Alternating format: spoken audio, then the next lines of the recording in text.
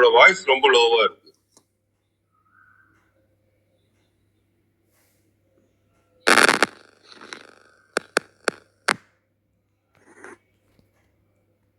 ஐயா அதை கேட்ட மாதிரி இருந்தது.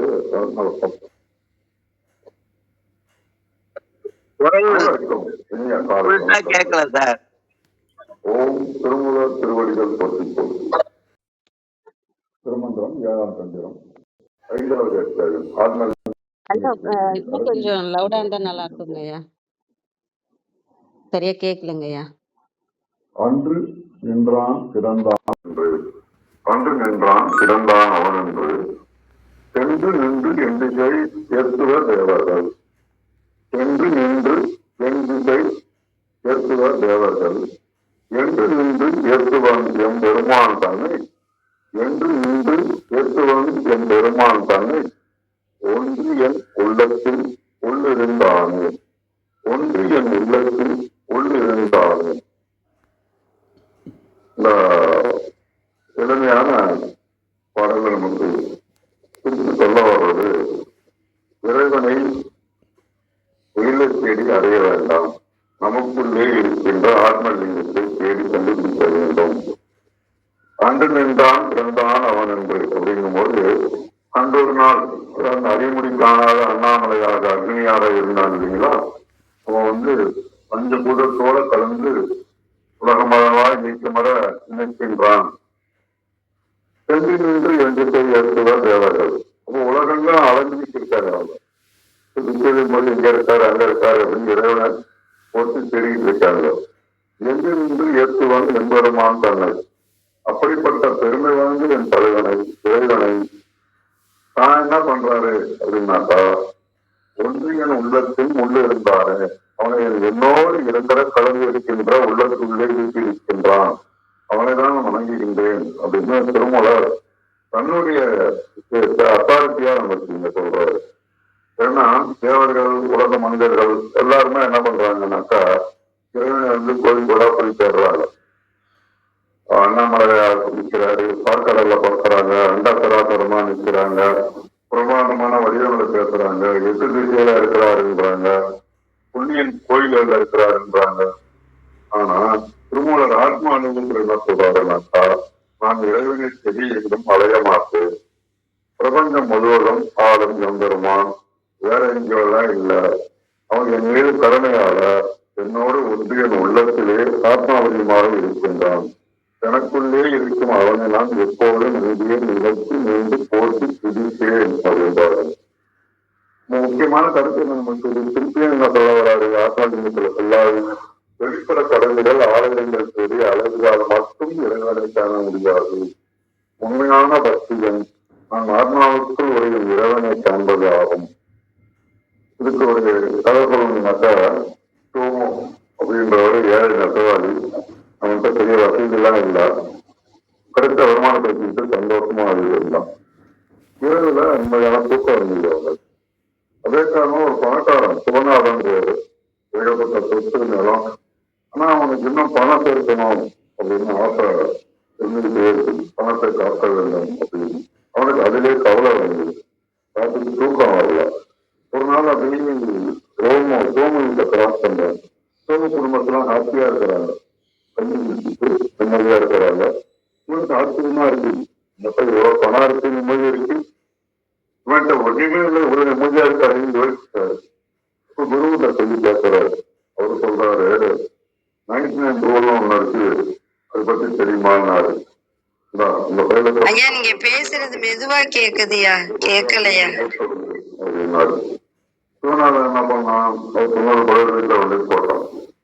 காலைல கதவை திறந்தா சோமவாசல்ல ஒரு பை இருக்குது, திறந்து பார்க்கறான், உள்ள தங்க காசுகள். ஆனால் என்றான் 99 இருக்கு. என்னாச்சு அவனுக்கு, ஒரு காசு எங்கடா போச்சுன்னு தர ஆரம்பிச்சான். 100 காசு வேணும், நம்ம பெரிய பணக்காரன் ஆயிடலாம் அப்படின்னுட்டு அவன் குணாயில இருந்து மாற தொடங்கிடுச்சு. ஒரு தங்க காசுக்காக என்ன பண்ணலான்னு இரவும் பகலமா ஓயாம உழைக்க ஆரம்பித்தான். குடும்பத்தோட பேசுறதை குறைச்சிட்டான், சரியா சாப்பிட்றது இல்ல, வேற தங்க காசுல திருடுவாங்களோன்னு பயத்துல வேற ராத்திரில தூக்கம் போயிடுது. அவன் முகத்துல இருந்த புன்னகை எல்லாம் போயிடுச்சு. அவனுக்கு கவலை அதிகமா வந்துடுச்சு. அப்ப சிவநாதன் கொஞ்ச நாள் கழிச்சு பார்க்கறான். சிவன் முகம் வாடி இருந்தது. அப்பதான் சிவநாதனுக்கு புரிஞ்சது அவனுடைய நிம்மதியை கெடுத்தது 99 பேராசைகள் வளையத்துக்குள் சோமு விழுந்து விட்டான். நம்மகிட்ட 99 விதமான நன்மைகள் இருக்கும், சந்தோஷங்கள் இருக்கும். அதை நினைச்சு நம்ம மகிழ்ச்சி அடைகிறது இல்ல. ஒரே ஒரு % இல்லாத விஷயத்தை தேடி நாம வாழ்க்கையில ஓடிக்கிட்டு இருக்கிறோம். நிம்மதியை சந்தோஷம் இழந்து கொண்டிருக்கின்றோம். அதனால போதுமன்ற மனமே பொன் செய்யும் மருந்து அப்படின்றதுதான் இந்த கதையில நமக்கு திருப்பி சொல்ல வராரு. அதனால இறைவனை உள்ளுக்குள்ளே தேடுவோம் அப்படின்னு சொல்லிட்டு இன்றைய அப்ளிகபிலிட்டி வாழ்க்கைக்கு என்னன்னு சொல்லி பாத்தீங்கன்னா, நிம்மதியை வெளியில தேடக்கூடாது, உள்நோக்கி பார்வை வேணும். அப்புறம் சுயமதிப்பு தன்னம்பிக்கை நம்ம கொஞ்சம் டெவலப் பண்ணிக்கணும். உடலையும் மனதையும் தூய்மையாக வைத்திருந்தால் மனிதநேயம் சமத்துவம் இருக்கும்போது நம் உள்ளம் கண்ணாடியாக மாறி காஸ்ட்லியான ஆன்மீக பயணங்களோ வெளி ஆடம்பரங்களோ தேவையில்லை. அமைதியாக தேடினால் உனக்கான வழிகாட்டி நிம்மதிக்காக உள்ளுக்குள்ளே கிடைப்பார் என்று கூறி தளத்தை தைரியமாக ஒப்படைக்கின்றேன். மிக்க நன்றி. நன்றிங்க ஐயா. பாதி சரியா கேட்கலைங்க ஐயா. அதாவது ரொம்ப வால்யூம் கம்மியா இருந்தது. இதுக்கப்புறம் தான் கதையில பாதிக்கு அப்புறம் தான் கொஞ்சம் நல்லா கேட்டுச்சு. ஆனா நீங்க சொல்ற கருத்து புரிஞ்சிச்சு. நீங்க எதுவும் சொல்லணும்னாலும் சொல்லுங்க, இல்ல தொடர்ந்துடலாமா? நன்றி. வாங்க விந்தியாம்மா. வணக்கம் அம்மா.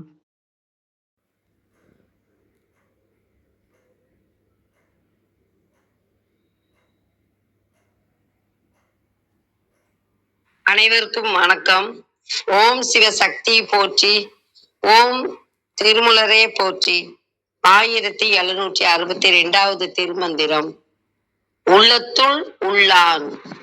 திருமந்திரம்.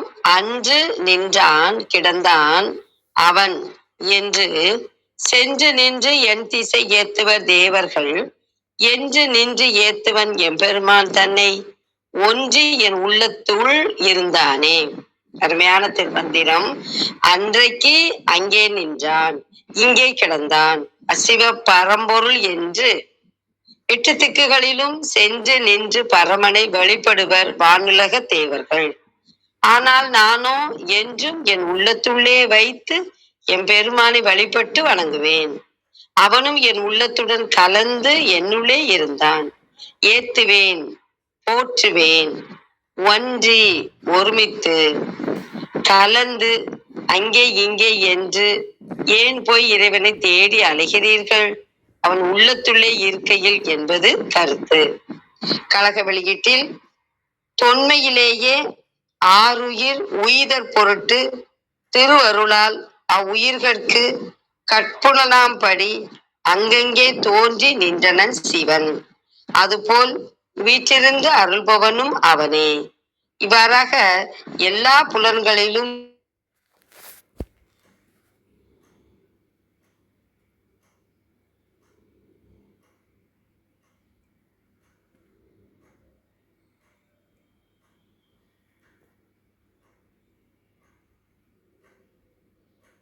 முத்திரம் ஒன்றாய் வேறாய் உடனாய் அன்று ஒரு காலத்தில் ஒன்றி கலந்து.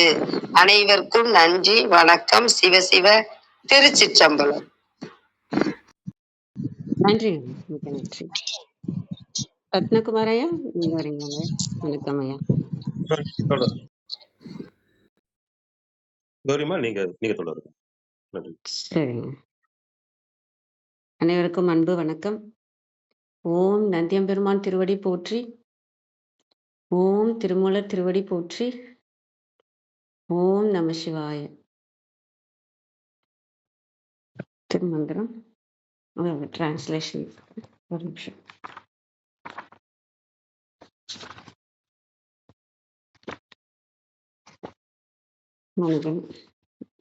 புத்தகம் ஓடிடுச்சு.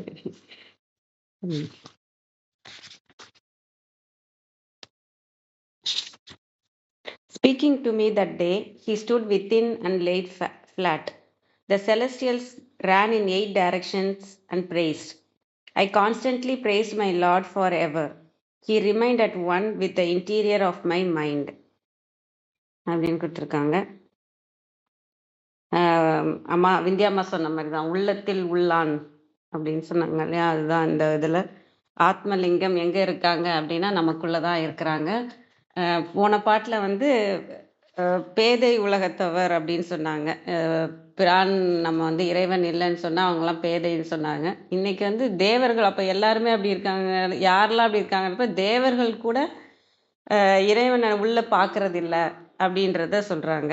தேவர் நிலையில் உயர்ந்தவங்க கூட இறைவனை பார்க்கறது இல்லை. ஏன்னா அவங்கள்ட்ட அந்த ஆணவ மலம் இன்னும் இருக்கிறதுனால அவங்களால கூட அவங்க உள்ளே இருக்கிற இறைவனை பார்க்க முடியறது இல்லை அப்படின்றத, உள்ளத்தில் இருக்கிறத யாருக்கும் புரியறதில்லை அப்படின்றதோட இந்த இறுதி பாடலாக இருக்கு.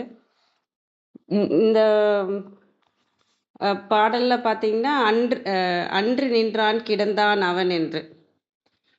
இறைவன் அங்கு நின்றான், கிடந்தான்னா இங்கே நம்ம பள்ளி கொள்றதா பார்க்கலாம்.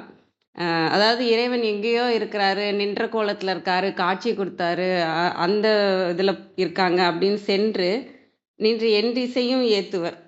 என் திசை 8 திசைகளையும் சென்று நான் இறைவனை போய் தேடணும்னு சொல்லி அங்கேயும் இங்கேயும் போய் அலைந்து திரிந்து நம்ம வந்து இறைவனுக்காக ஓடுவோம் இல்லையா? அப்படி ஏத்துவர்னா போற்றுவர். தேவர்கள் நிலையில இருக்கிறவங்களும் இறைவனை தேடி எங்கெங்கேயோ அலையிறாங்க. என்று நின்று ஏத்துவன் எம்பெருமான் தன்னை ஒன்றி என் உள்ளத்தில் உள்ளிருந்தானே. ஆனா என் பெருமான் எங்க இருக்கிறாருன்னா என் உள்ளத்தில் தான் இருக்கிறாரு அப்படிங்கிறது அர்த்தம் வந்து நமக்கு சிம்பிளான உள்ளத்தில் தான் இருக்கிறாரு அப்படிங்கிறது. இன்னும் இதை பற்றி சொல்லலான்னா, நமக்கு எப்போ இந்த தெளிவு வருதோ, எப்போ நம்மளோட விழிப்புணர்வு அதிகமாக நம்ம ஒவ்வொரு நிலையாக கடந்து போய்கிட்டே இருப்போம். அப்போ தான் நமக்குள்ளே இருக்கிற இறைவனை உணர முடியும். முதல் நிலையில் நம்ம வந்து நம்ம நான் மட்டும்தான், எனக்கானது, நான் நல்லா இருக்கணும், ஈகோ அதிகமாக இருக்கும், நம்மளோட விழிப்புணர்வு வந்து கம்மியாக இருக்கும். நான் நல்லா இருக்கணும், எனக்கானதான் நடக்கணும், என்னோட பெருமை என்னோடது அப்படிங்கிறது அதிகமாக இருக்கும். சில பேருக்கு மற்றவங்கன்றது அதிகமாக இருக்கும். நான் நினைக்கிற திருமூலர் கூட அதாவது இது இங்கிலீஷில் என்ன சொல்லுவாங்க, கிவ்வராக இருப்பாங்க சில பேர், ரிசீவராக இருப்பாங்க சில பேர்.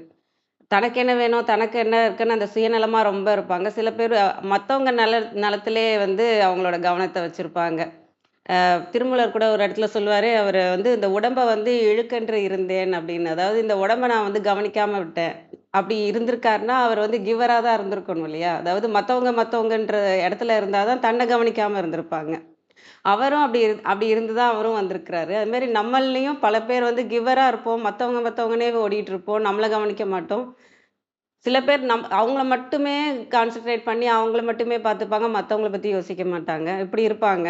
ஆனால் இதுக்கு நமக்கு ஒரு தெளிவு எப்போ வரும்னா, அந்த விழிப்புணர்வு நமக்குள்ளே மேலோங்கும் போது இந்த உண்மை புரிஞ்சு நானும் நல்லா இருக்கணும், மற்றவங்களும் நல்லா இருக்கணும், அந்த பேலன்ஸ் வரணும், இல்லைன்னா இங்கே துன்பம் தான் அப்படின்னு புரிஞ்சு நம்மளையும் கவனிச்சப்போ மற்றவங்கள்ட்டையும் அன்பை காமிப்போம், நம்மள்ட்டையும் அந்த அன்பை வெளிப்படுத்த ஆரம்பிப்போம். நம்ம நல்லா இருந்தால் தான் அந்த ஃப்ரீக்குவென்சி தான் மற்றவங்களுக்கு உண்மையாக போய் சேருன்றது புரியும்.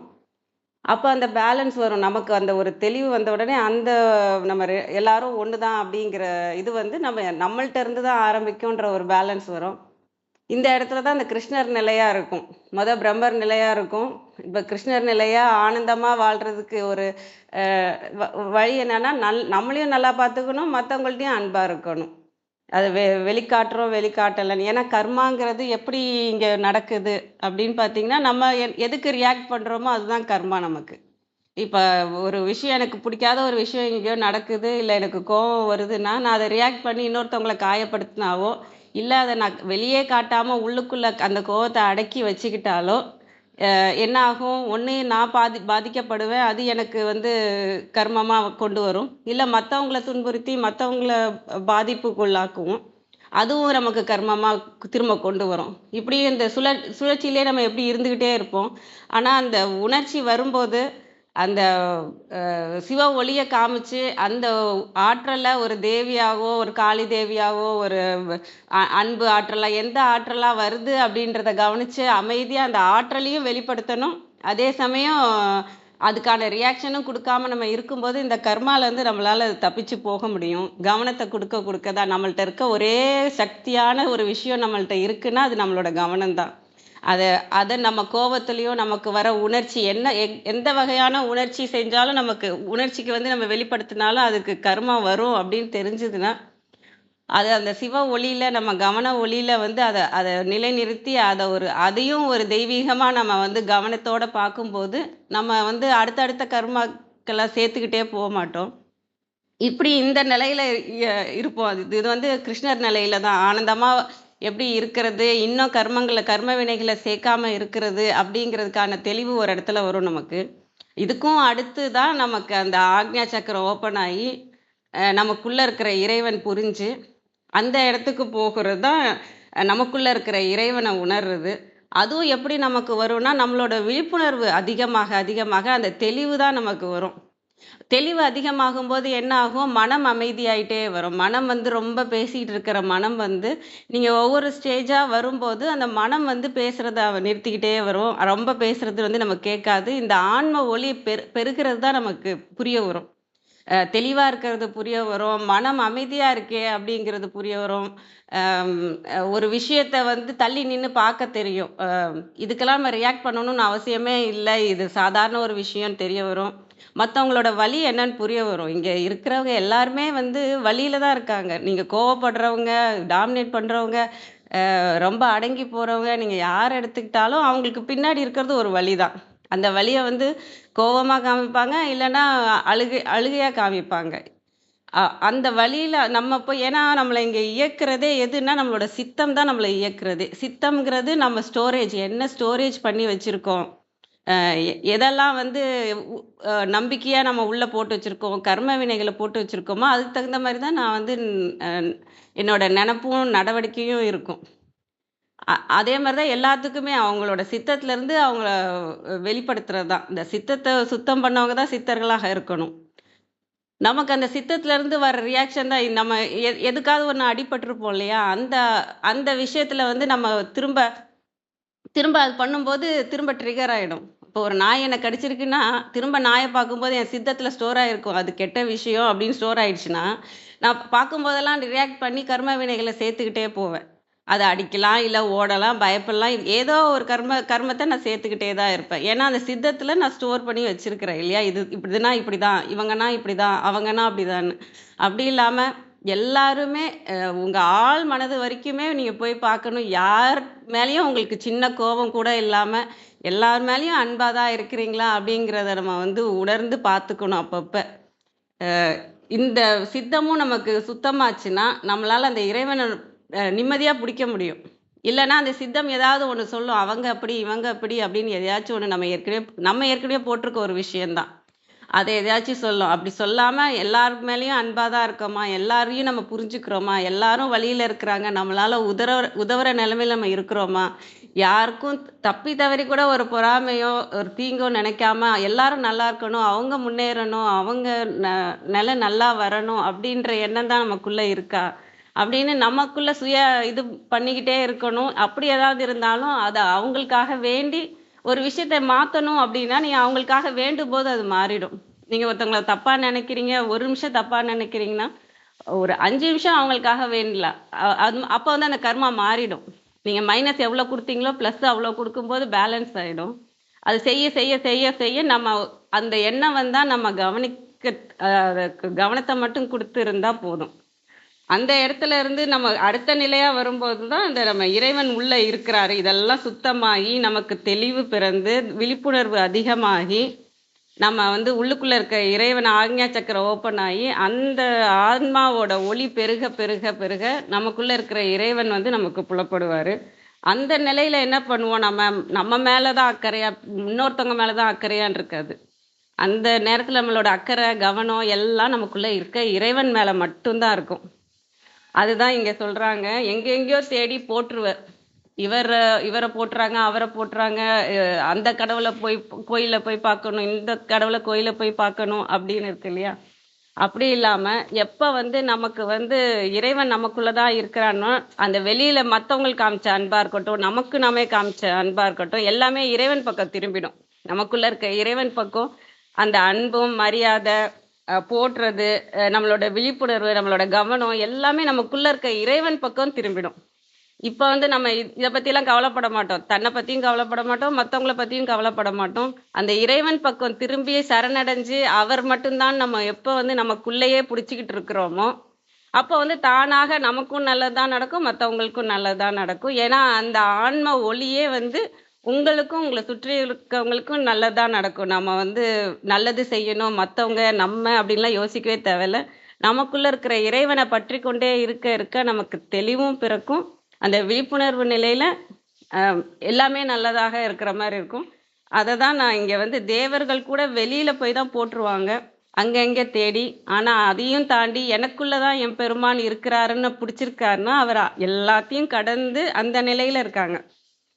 தன்னை பிடிச்சது போய், மத்தவங்களுக்காகன்னு வாழ்ந்தது போய், 2ம் பேலன்ஸ்ன்றது வாழ்ந்தது போய், தனக்குள்ள இருக்கிற இறைவன் தான் இத்தனையும் செய்றாரு. தனக்குள்ள இருக்கிற ஒளி தான் இத்தனையும் பண்ணுதுன்னு அந்த ஒளிய போற்றுறது, அந்த ஒளிக்கு கவனம் குடுக்குறது, அந்த ஒளி தனக்குள்ள இருக்க இறைவனுக்கு மரியாதையும், அன்பையும் செலுத்துறதுன்னு நமக்குள்ள திரும்பி நம்ம அத பிடிக்கும்போது, தேவர்கள் நிலையும் கடந்து நம்ம ஆணவம் போயிடும் இல்லையா? எல்லாம் அங்க தான் அப்படின்னு ஆயிடுது. ஆணவமும் கடந்து நம்ம இறையோட கலக்க முடியும். அப்படிங்கிறது தான் இந்த பாடலை நான் பார்க்குறப்ப புரிஞ்சுக்கிறது. அனைவருக்கும் நன்றி. வாங்க அர்த்தநாரி ஐயா. வணக்கம் ஐயா. வணக்கம் எல்லோருக்கும்.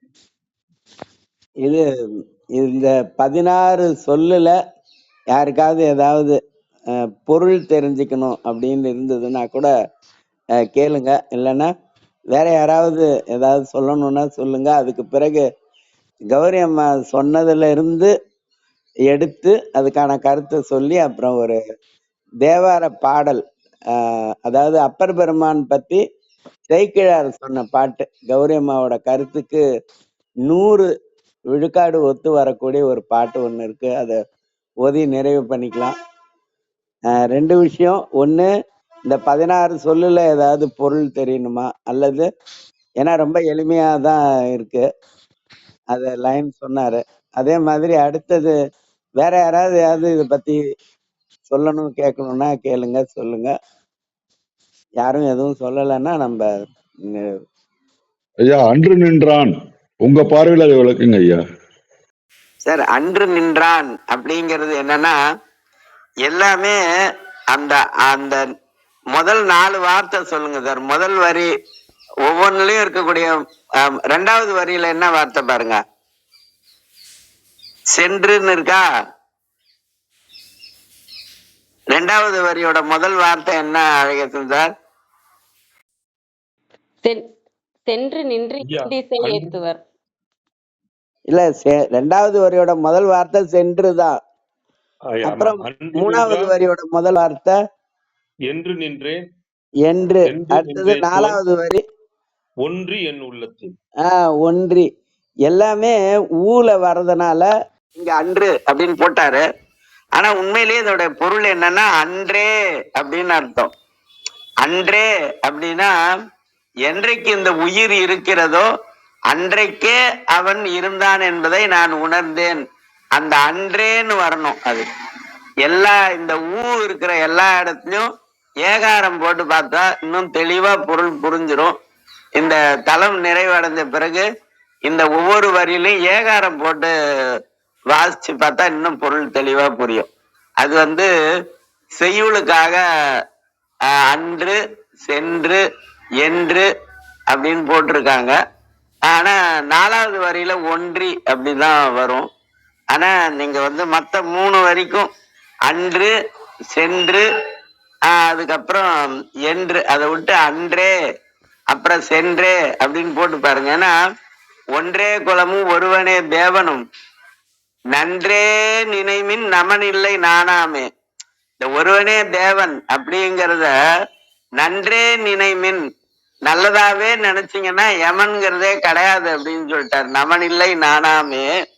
அப்புறம் சென்றே புகும் கதி இல்லை நின் சித்தத்து, வேற கதி நமக்கு கிடையாதுன்னு சொல்றாரு. சென்றே புகும் கதி இல்லை நின் சித்தத்து, நின்றே நிலை பெற நீர் நினைந்து உய்மினே. அந்த பாட்டு ஒன்றே குலமும், இந்த ஒன்றே குலமும் ஒருவனே தேவனுங்கிற பாட்டுல நமக்கு என்ன சாபக்கேடுன்னா, ஒன்றே குலனும் ஒருவனே தேவனும் அடுத்த வரி பெரும்பான்மையானவருக்கு தெரியாதுங்க. ஆனா நன்றே நினைவின் நமன் இல்லை நானாமேன்னு சொல்லியிருப்பாரு. அது மாதிரிதான் இந்த பாட்டையும் நம்ம வாசிச்சா பொருள் தெளிவா புரியும் சார். அப்புறம் வேற யாராவது சொல்றாங்களா இந்த பாட்டுக்கோ அல்லது பொதுவா? சரி, இப்ப கௌரி அம்மா சித்தம் சுத்தம் அப்படின்னு சொன்னாங்கல்ல. நம்முடைய ஞானிகள், அதுவும் குறிப்பா சிவ வழிபாட்டில் இருந்த ஞானிகள், அவங்களுடைய சித்தம் எப்பவுமே சுத்தமா தான் இருக்கும். எப்படி இருக்கும்னா, பிறந்த குழந்தையினுடைய உள்ளம் எப்படி சித்தம் எப்படி இருக்குமோ அது மாதிரிதான் இருக்கும். சித்தம் ரத்னா சார் பேசுற மாதிரி இருக்கீங்களா? பதில் சொல்ற மாதிரி இருக்கீங்களா? சரி, யாரும் இல்ல. ஆனா என்னன்னா, நீங்களே யோசிச்சு பாருங்களேன். சித்தம்ல முதல் எழுத்து என்ன பாருங்க, சி அப்படின்னு வரும். சுத்தம், அதுல முதல் எழுத்து என்ன வருது பாருங்க, சு அப்படின்னு வரும்.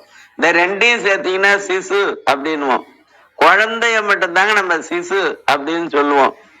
அதனால சிசு அப்படிங்கிறதுக்கே சித்தம் சுத்தம் அப்படிதான் அர்த்தம். ஒரு குழந்தைகிட்ட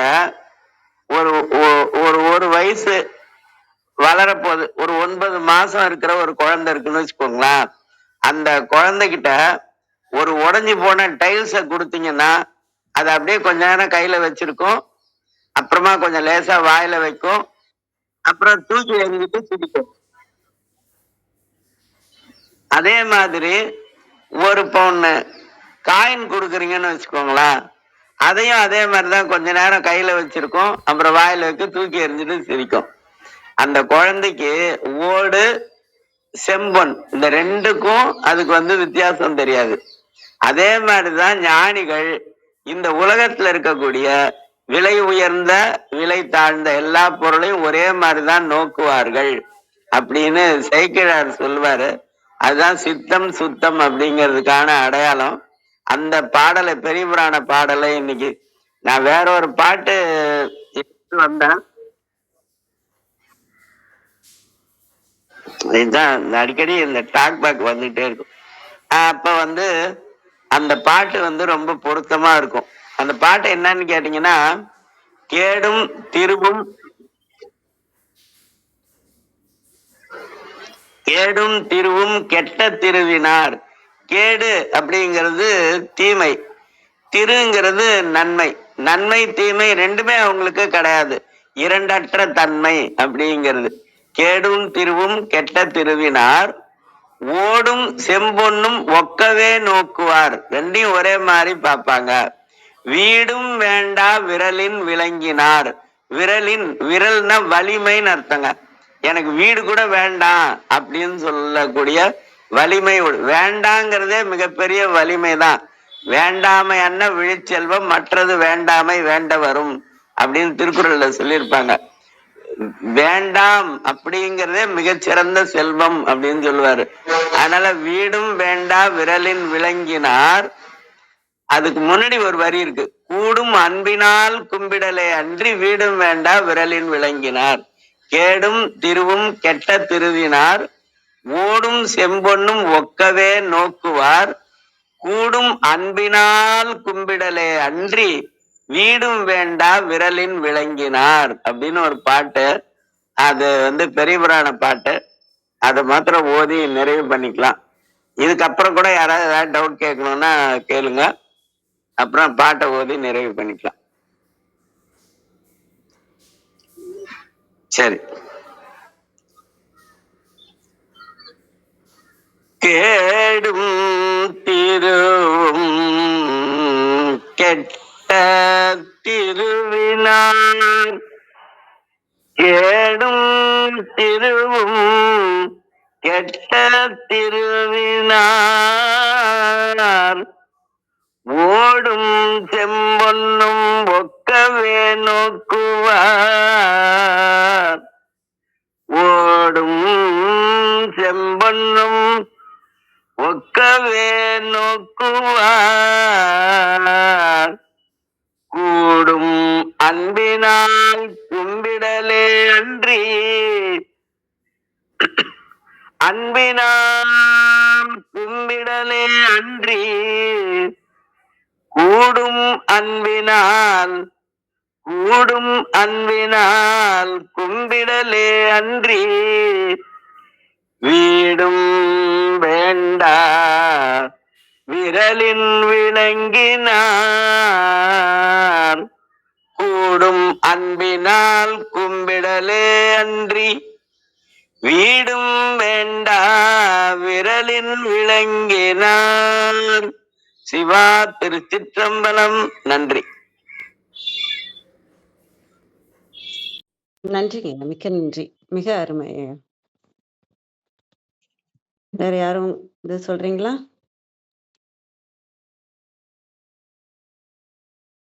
நிறைவு செஞ்சுக்கலாங்களா? நன்றி, அனைவருக்கும் நன்றி. இன்று எங்களுடன் இணைந்த அனைத்து உள்ளங்களுக்கும் எங்களது மனமார்ந்த நன்றிகள். மீண்டும் நாளை காலை 6:30 மணிக்கு சந்திப்போம். தலம் நிறைவு பெறுகிறது. திருமூலர் திருவடிகள் சரணம் சரணம். திருமூலர் திருவடிகள் சரணம் சரணம். திருமூலர் திருவடிகள் சரணம் சரணம். அனைவருக்கும் நன்றி. ஓம் நம சிவாய.